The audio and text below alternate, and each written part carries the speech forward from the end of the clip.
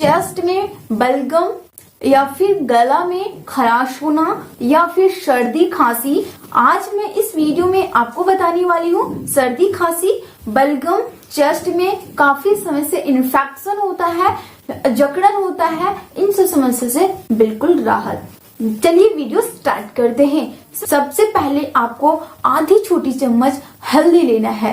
हाँ, शुद्ध हल्दी का पाउडर, टर्मरिक पाउडर आपको शुद्ध लेना है।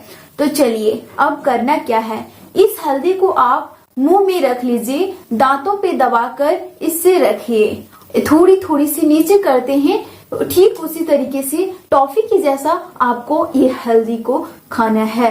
अब चलिए बात करते हैं गले में इन्फेक्शन, इसे आधे घंटे के लिए या 15 मिनट्स के लिए इससे इस तरीके से चुटकी भर हल्दी खानी है। अगर आप धीरे धीरे खाते जाते हैं तो आपके धीरे धीरे गला साफ होता जाता है, जो गला में यहाँ जख्म होता है वो भी दूर हो जाता है। तो हल्दी में गुण पाई जाती है, एंटीबायोटिक, एंटीसेप्टिक, एंटीऑक्सीडेंट गुण पाई जाती है, जो कि सर्दी खांसी समस्या को दूर करता है, इन्फेक्शन से हमें बचाता है।